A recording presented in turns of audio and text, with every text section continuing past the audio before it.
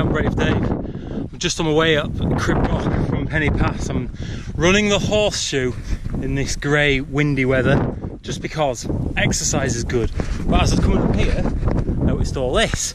At first you think, bloody hell, someone's left a lot of rubbish on the ground. On closer inspection, we've got a tent ripped to bits, a sleeping bag, loads of litter, and basically it looks like someone has had to abort their camp in the middle of the night.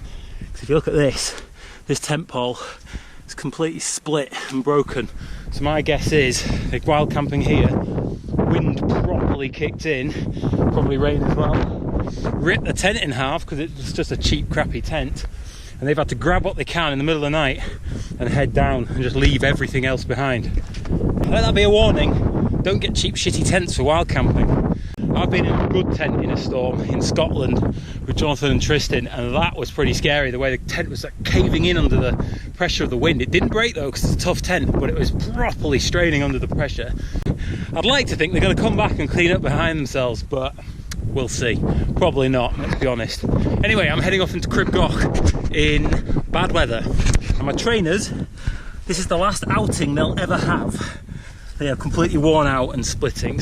There's me giving advice on not to do on mountains, and now I'm heading up Crib Goch with worn out trainers. So I am aware of the irony. Right, let's go.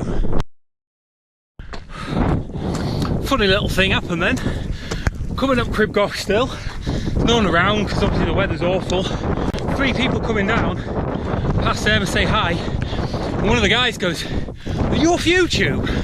I went, "Yeah, I am." He goes, "Hey, it's Brave Dave off YouTube."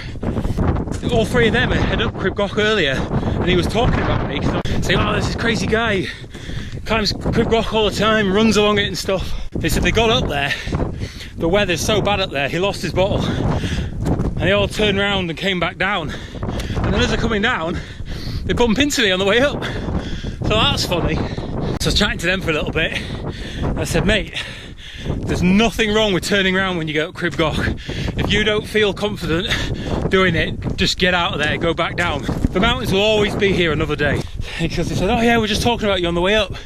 I said, "Well, that's how it is. You say my name 3 times on Snowdon, and I come out the mist and give you mountain advice." And that's exactly what happened. That's kind of funny, but it does make me extra aware that it's not going to be good on the ridge. Start at Crib Goch Ridge. Slightly different views from yesterday.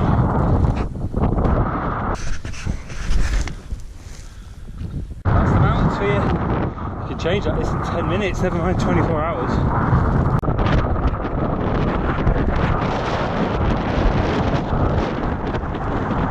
So you can't trust your feet on wet rock. So it's all about having a really good hand grip before you move your foot, just in case your other foot slips out under you. Because you don't want to start sliding down here.